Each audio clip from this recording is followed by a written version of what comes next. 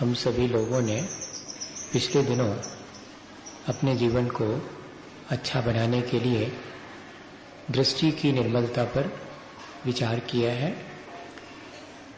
हमारी दृष्टि जितनी निर्मल होती चली जाती है, हमारा जीवन उतना ही आसान होता चला जाता है। हमारी मुश्किलें, हमारी उलझनें, वो सब अपने आप ही हमें स्वयं ही इस बात का अनुभव होने लगता है कि अब हमारी उलझनें और मुश्किलें सब आसान हो गई हैं।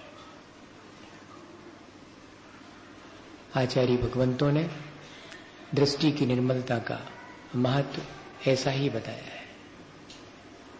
जिसे एक बार सच्ची दृष्टि प्राप्त हो जाती है, जिसके भीतर एक बार सच्ची श्रद्धा जाग जाती है, उसके जीवन में वो फिर संसार, शरीर और भोगों में आसक्त नहीं होता। उसकी आसक्ति घट जाती है और वो मोक्ष के मार्ग पर निशंक होकर के आगे बढ़ने लगता है। जिन वच में शंका न, धार ब्रश भव सुख वांछा भाने। अपने आत्म कल्याण के लिए जिनेंद्र भगवान के द्वारा बताए गए मार्ग में उसे जरा भी संदेह नहीं होता। यानी ये समझिएगा कि एक तरह से सेल्फ कॉन्फिडेंस डेवलप हो जाता है कि मैं अपना कल्याण जिनेंद्र भगवान की वाणी के द्वारा कर सकता हूं। अब मुझे किसी दूसरे की अपेक्षा नहीं है कि वो मेरा कल्याण करेगा। मेरा कल्याण जैसा जिनेंद्र भगवान ने मोक्ष का मार्ग दिखाया है, उस पर चलने से स्वयं होगा। मुझे अब इस बात में कोई संदेह नहीं रहा है। और वृषधार भवसुख वांछा भाने, और वो उस मोक्ष के मार्ग को, उस रत्नत्रय धर्म को अंगीकार करके फिर संसार के भौतिक सुखों की आकांक्षा नहीं करता, बल्कि वे भौतिक सुख उसे दुख के कारण जान पड़ते हैं। ऐसी उसकी दृष्टि हो जाती है। और इतना ही नहीं, ऐसी दृष्टि होते ही फिर अपने आत्म कल्याण की दृष्टि जब एक बार प्राप्त हो गई, तो फिर देह की सुख सुविधाओं को कोई ज्यादा क्यों खोजेगा। तो देह शक्ति घटना शुरू हो जाती है। देह के प्रति ना अनुराग है, ना उससे घृणा है। वैसे अगर देखा जाए तो हम सबका जीवन, मैं सोच रहा था बैठे बैठे कि पूरा जीवन हमारा देह के और देह के सुखों के इर्द गिर्द ही व्यतीत हो जाता है। कभी अंतरंग में बैठी हुई चेतना के अस्तित्व की अनुभूति ही नहीं होती। देह के साथ हमारी एक रूपता ऐसी हो गई है, अनादिकाल का ऐसा प्रबल संस्कार है कि हमें दोनों के पृथक पृथक होने का ही नहीं, बल्कि मैं देह से भिन्न हूं, ऐसा एहसास ही नहीं होता।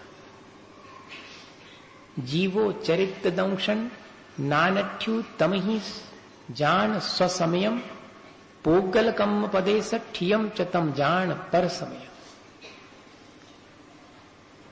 अपने स्वसमय अर्थात आत्म स्वरूप में वही स्थित है जो रत्नत्रय से युक्त है या कि रत्नत्रय की आराधना में लगा है।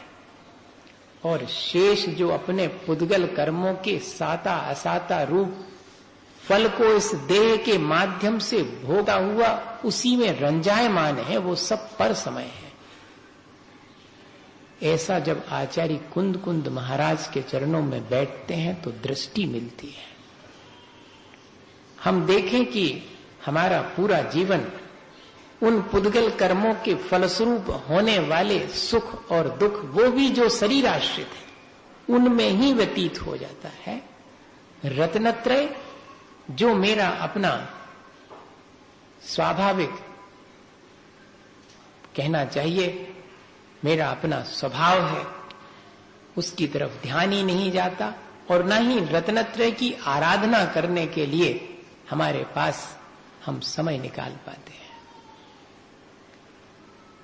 इस तरह अगर हम जीवन व्यतीत करते हैं तो मानिएगा कि अपने हाथ से हमने अपने इस कीमती जीवन को व्यर्थ ही गंवा दिया है। स्वयं रत्नत्रय की आराधना करना और जो रत्नत्रय की आराधना करने में लगे हुए हैं उनकी भी स्वयं आराधना करना, यानी उनके गुणों की तरफ देखना, उनकी देह की मलिनता को नहीं देखना।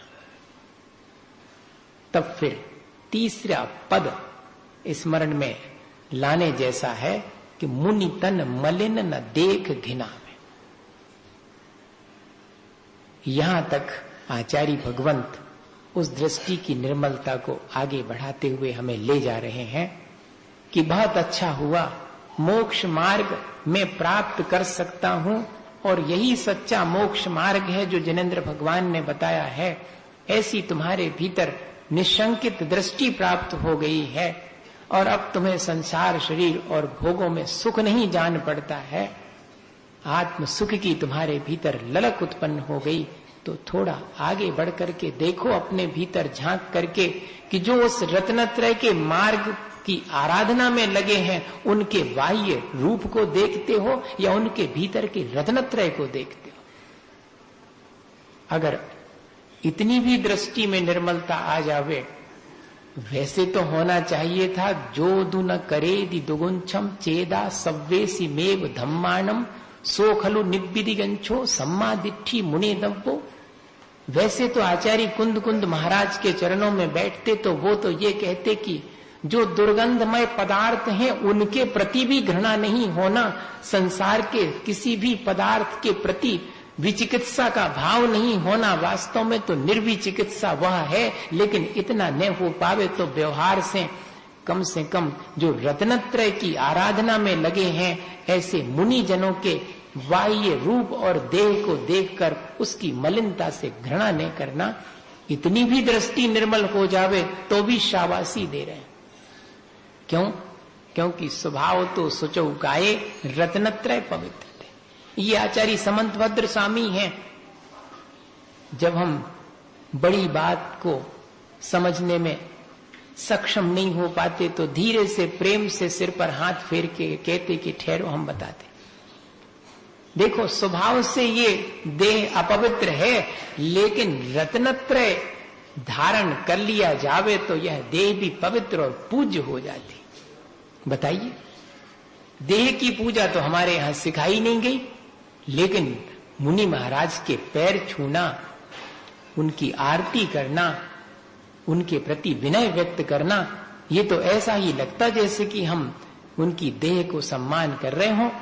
तो कहती नहीं, उस देह में बैठा हुआ देही रत्नत्रय का धारी है, इसलिए उस रत्नत्रय के कारण यह देह पवित्र हो गई, पूजनीय हो गई। वैसे तो स्वभाव से देह तो अपवित्र है, असुचि है। देह परस्ते हो तपावन, इसके तो स्पर्श से चीजें अपावन हो जाती, ये इतनी अपावन है। लेकिन फिर भी अगर उसमें बैठा देही यानी आत्मा रत्नत्रय से युक्त है तो हमारी दृष्टि फिर उस देह में न होकर उस देही, उस रत्नत्रय को धारण करने वाली आत्मा के गुण प्रीतिर्मता, उसके गुणों में प्रीति करना, यही निर्विचिकित्सा।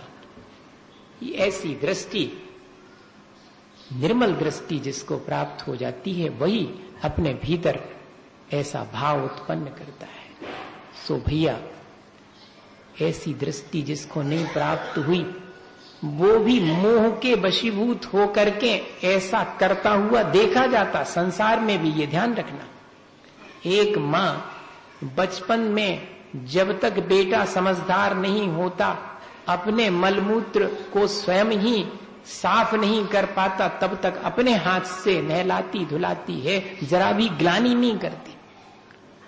वो जो मां का ग्लानि नहीं करना है वो तो मोहवश है, ऐसा कहें तो कह सकते हैं। लेकिन दूसरी दृष्टि और है, वो उस समय अपने बेटे की देह की मलिनता नहीं देखती, अपने बेटे के चेतना से उसे प्रेम है।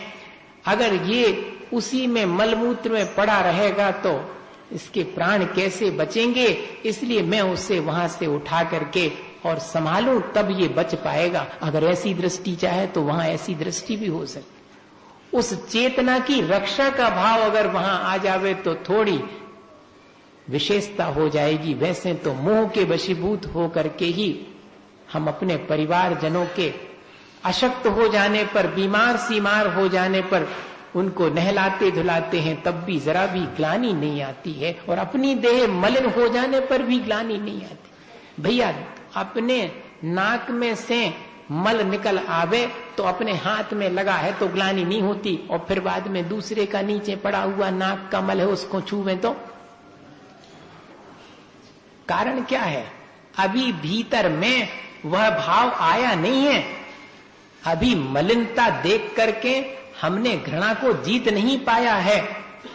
वो तो सिर्फ मेरी देह है, इससे उसमें होने वाली मलिनता से मुझे घृणा नहीं होती, लेकिन पर की देह देख करके उससे राग भी होता है और द्वेष भी होता है। आचार्य भगवंत राग द्वेष दोनों करने का निषेध कर रहे हैं। मात्र उसमें बैठी हुई आत्मा के प्रति हमारे मन में प्रेम होना चाहिए, वरना देह से प्रेम होगा तो देहा शक्ति संसार का कारण बनेगी, और देह से घृणा होगी तो वह द्वेष का भाव भी संसार का कारण बनेगा। सो बाहर की देह की मलिनता से घृणा ने करना और उसकी सुंदरता में आसक्त ने होना, दोनों बातें सिखा रहे। और करना क्या? उसमें बैठी हुई आत्मा अगर निर्मल गुणों से युक्त है तो उन गुणों की तरफ हमारा प्रेम होना चाहिए, उनकी तरफ हमारे देखने का भाव होना चाहिए। ये इतना अभ्यास हम करें अपनी ही देह में रह करके, और दूसरे की और अपनी आत्मा में जो गुण हैं उन गुणों की तरफ देखें तो है इस देह का सदुपयोग। और नहींतर देह के लिए नहलाते धुलाते, देह की सास संभाल करते अभी तक जीवन बीत गया, सो जितो और बचो सो वो भी बीत जाएगा। कोई ऐसा थोड़ू है, हम जैसा चाहें वैसा कर सकते हैं। और चाहें तो अपने गुणों को बढ़ाएं, अपने चेतना को निर्मल करें, और दूसरे की चेतना अगर निर्मल हुई है तो उससे प्रेम रखें। इतनी भी हमारे भीतर क्या हम भावना उत्पन्न नहीं कर सकते? कर सकते हैं। इस देह की कीमत तो इसमें बैठी हुई आत्मा के कारण है, सब जानते हैं। किसी से छुपी हुई बात नहीं है, किसी के अनुभव ने आई हो ऐसा भी नहीं, सबके अनुभव में ये बात आती है। लेकिन क्या करें, देहा शक्ति इतनी अधिक है कि हमारा देह से आगे कहीं ध्यान जाता ही नहीं। भीतर बैठी चेतना का ना स्वयं को एहसास होता, न दूसरे के भीतर है इस बात की प्रतीति होती है। दोनों ही चीजें, सबसे पहले ध्यान देह पर ही जाता है। चलो कोई बात नहीं, देह पे ध्यान चला भी जावे तो उसके भीतर बैठे हुए उसके बाद तो जावे, उसके भीतर बैठी हुई चेतना पर तो जावे। एक उदाहरण मैं हमेशा देता हूं, हंसी तो आएगी उसमें, लेकिन अब क्या करें, दूसरे के ऊपर हंसने की आदत बन गई है और अपने ऊपर तो हंसने की आदत है नहीं। पर जे उदाहरण अपने ऊपर हंसने का और दूसरे के ऊपर भी हंसने का नहीं है, अपने अज्ञानता पर रोने का है। अगर देखा जाए तो ऐसा ही अपन करते हैं, हमेशा से करते आ रहे हैं। एक व्यक्ति मिठाई लेने गया, पहले जमाने में मिठाई काय में रख के देते, दोना में, दोना पत्तल, आज भी चलते हैं, आज थोड़े मॉडिफाई हो गए। तो उस दुकानदार ने जैसे ही मिठाई तोली और बाजू में पड़े हुए एक दोने को उठाया उसमें रखने के लिए उसको पहुंचा तो दोनों बड़ा खुश हुआ, कह रही वाह, हम इतने दिन से तो पड़े थे, आज तो हमें मजा आ गया, पहुंचा जा रहा, साफ सुथरा किया जा रहा। और उसमें मिठाई धर दी और जैसे ही मिठाई रखी तो सामने वाले व्यक्ति ने दोना अपने हाथ में पकड़ लिया, नीचे भी नहीं रखा। तो दोना और खुश हुआ कि वाह जी, हमारे यहाँ मेहमान आए, इनने भी हमें हाथों हाथ ले लिया। और अब वो जो खरीदने आया था वो तो बहुत बड़ा व्यक्ति था, कार में बैठ के आया था। सो जैसे ही दोना हाथ में लिए कार में बैठा तो दोना और खुश कि अब तो अपने दिन फिर गए, गाड़ी में बैठने मिल रहा। अब गाड़ी में बैठा बड़ा प्रसन्न है, नीचे उतरे तो भैया हाथों हाथ सबने लिया, घर में भी पहुंचे तो सबने हाथों हाथ लिया। घर में मेहमान आए थे सो उनके भी हाथ में दिया, सो उनने भी बढ़िया हाथ में ले लिया। और अब मिठाई खाई जा रही है, दोना मन ही मन प्रसन्न है, अपने आप में फूला नहीं समा रहा। अब थोड़ी ही देर में मिठाई खा करके जब पूरा काम हुआ सो दोनों को हाथ से मीड़ करके जब नीचे डाला गया तब आया समझ में कि हमारी कीमत नहीं हती, हमारे भीतर जो था उसकी कीमत थी। आया समझ में तो सब आती मगर समझई में तो नहीं आती। समझई में आ जावे तो का नहीं है। हम जितनी इसकी सेवा करते हैं उसमें थोड़ी कमी आ जाएगी और कुछ नहीं। अगर आने लगे तो समझना कि हां अब देहा शक्ति घट रही है। और दीनता और अज्ञानता को देख करके भी घृणा नहीं करना, इसके साथ ये भी है, क्योंकि आप क्या देख पाएंगे, देह को देख पाएंगे। तो उसके साथ साथ यह दृष्टि भी हमारे अंदर प्राप्त हो जाए कि दीनहीन, दरिद्र और गरीब मलिन व्यक्ति को देख करके, सामान्य व्यक्ति को भी देख करके, क्योंकि देहा शक्ति घट गई, मैंने तो देह को अपने से पृथक मान लिया है, तो अब उसको क्या देखूं, मैं तो उसमें बैठी हुई चेतना को देखूं, क्योंकि कीमती तो वही है। वैसा भाव आना चाहिए। पहले हमें ध्यान है कि जब ब्याह के लिए देखने जाते थे बेटी को तो क्या देखते थे, कहां तक पढ़ी लिखी है, जा भी नहीं, कितने पैसा मिल हैं, जा भी नहीं, भैया मंदर जात के नहीं, तत्वार सूत्र पढ़े के नहीं, भक्तांबर आउत है कि नहीं, और घर को काम कर लेत के नहीं। ये क्या है? ये गुणवत्ता है। अब क्या देखते, हमें नहीं करना मैरिज, हाइट कम है। हमने कहा वाह, ये क्राइटेरिया देखिएगा, हमें नहीं करना क्योंकि डील डॉल अच्छा नहीं, पैटी है। अच्छी बात, मतलब कुल मिलाकर के कहां है दृष्टि? हमारी देह और देह की सुख सुविधाएं जुटाने वाले धन संपत्ति में इतना ही रह गया शेष। इससे क्या मालूम पड़ता है कितने सम्यक दृष्टि है? मैं तो ये कहता हूं, इससे ये मालूम पड़ता है। सम्यक दर्शन की चर्चा कर रहे हैं अपन, धर्म की चर्चा कर रहे हैं, तो अब देखें अपने भीतर जाके कि कितने सम्यक दृष्टि हो, कितने धर्मात्मा है। क्या देख रहे? गुणवत्ता देख रहे कि बाहरी देह देख रहे? देह में आसक्ति और देह से घृणा, दोनों ही चीजें विचार करने की हैं। अभी तो ये बहुत सांसारिक चीज है। जब इससे ऊपर उठेंगे तब जाकर के रत्नत्रय को धारण करने वाले, सच्चाई के मार्ग पर चलने वाले मुनि जनों की देह देख करके भी अपने मन में कोई मलिनता नहीं आएगी, ग्लानि नहीं होगी, बल्कि उनकी सेवा का भाव उत्पन्न होगा। क्यों?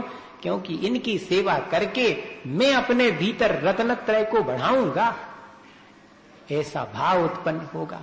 हम अगर बाह्य में दूसरे की देह न देख करके उसके गुण देखते हैं तो मानिएगा अपने गुणों को बढ़ा रहे हैं हम। तो गुणवत्ता का सम्मान करने की दृष्टि हमें प्राप्त होनी चाहिए। जिसकी दृष्टि निर्मल होती है वो ही गुणवत्ता का सम्मान करता है। फिर वो बाहरी रूप, रंग और जो धन संपदा है उस तरफ नहीं देखता, क्योंकि ये तो पुण्य और पाप के फलस्वरूप आने जाने वाली चीजें हैं। वो जो गुणवत्ता है वो तो चेतना का अपना स्वभाव है, वो तो अपनी स्वाभाविक स्थिति है, वो कभी नष्ट नहीं होती। उत्पन्न होने के बाद ऐसा हमारे भीतर भाव आना चाहिए।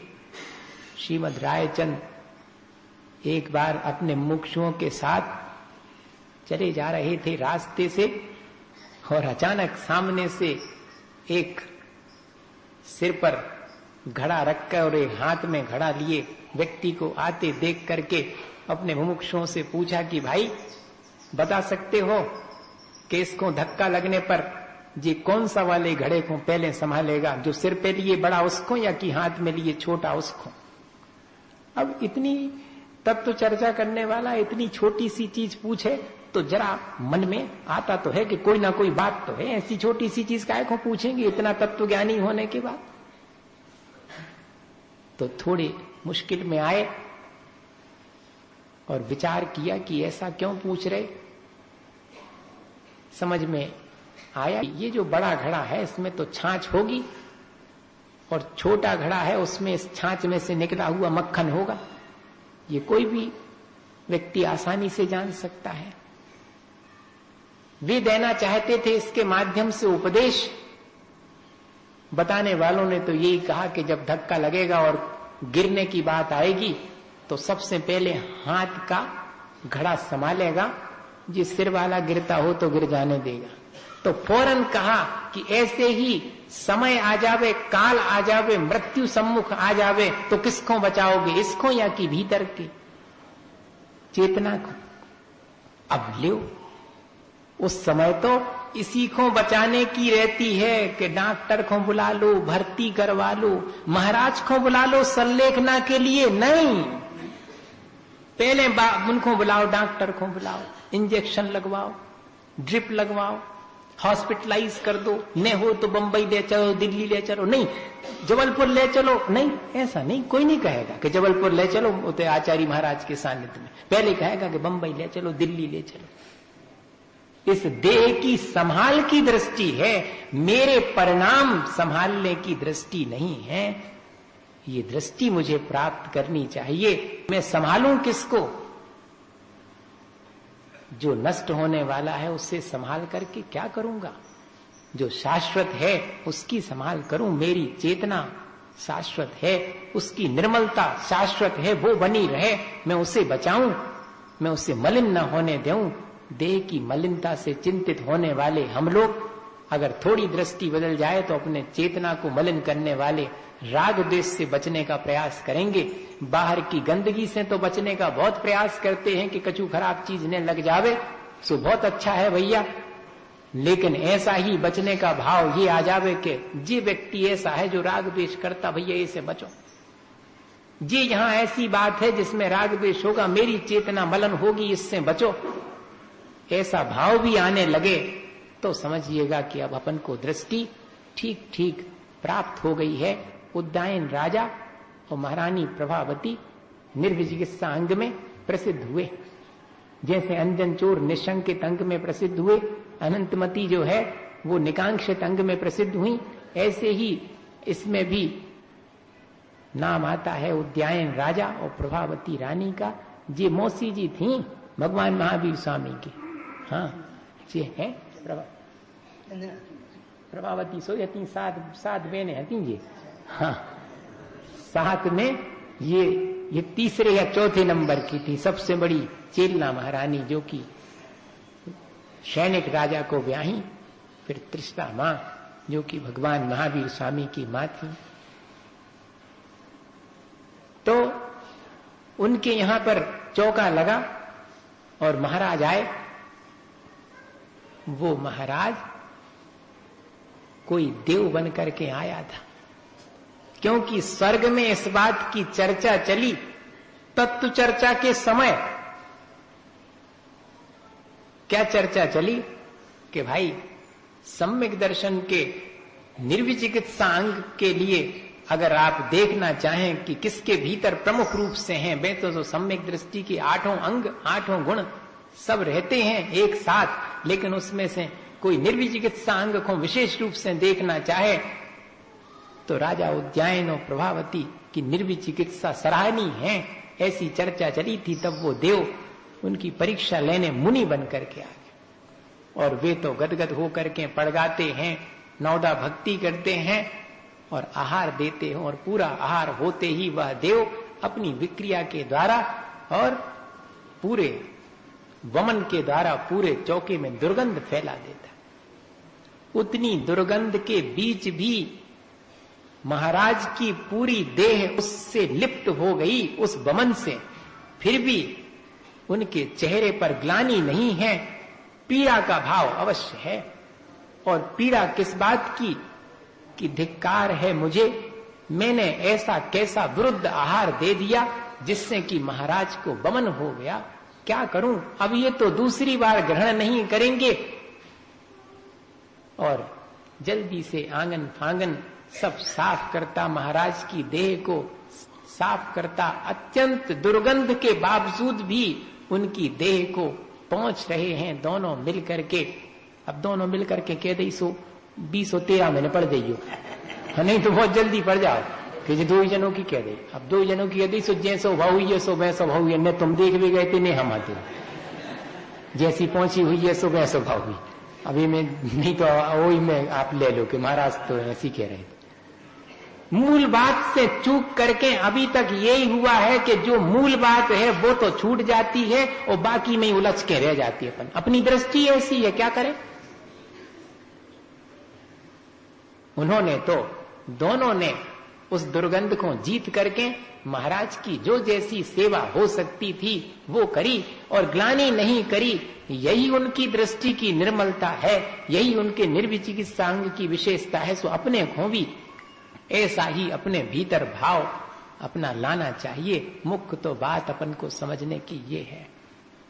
अपन तो बाह्य में देख करके और जल्दी से ग्लानि कर लेते हैं, घृणा करने लगते हैं। लेकिन अगर अच्छी दृष्टि अपनी होवे तो कहते जरूर है कि दोषवादे च मौनम, सद्वृत्ता नाम गुणगण कथा। सज्जन पुरुषों के गुणों की चर्चा करनी चाहिए। दोष अगर दिख जावे तो दोषवादे च मौनम। ये तो सब कहवे की बातें हैं, कहने सुनने में अच्छी लगती, मनो जीवन में आ जावे तो क्या बात है। जीवन में तो बहुत मुश्किल से आएंगी, जीवन भर का अभ्यास होगा तब आ पाएंगी। कोशिश करें अपन कि हम बाहर की मलिनता को देख करके घृणा ना करें, अंतरंग के गुणों से प्रेम रखते हुए वैसे ही गुणों को मैं भी प्राप्त करूं, ऐसी भावना करें तो रत्नत्रय की आराधना करके हम अपने जीवन को अच्छा बना पाएंगे। यह दृष्टि की निर्मलता हमारे भीतर बाह्य जो पर पदार्थ हैं उनसे घृणा से बचाती है और अपने स्वभाव की तरफ ले जाती है और उसको उज्जवल बनाने के लिए प्रेरित करती है। हम सब ऐसी प्रेरणा लेकर अपने जीवन को अच्छा बनाएं। बोलिए आचार्य गुरुवर विद्या।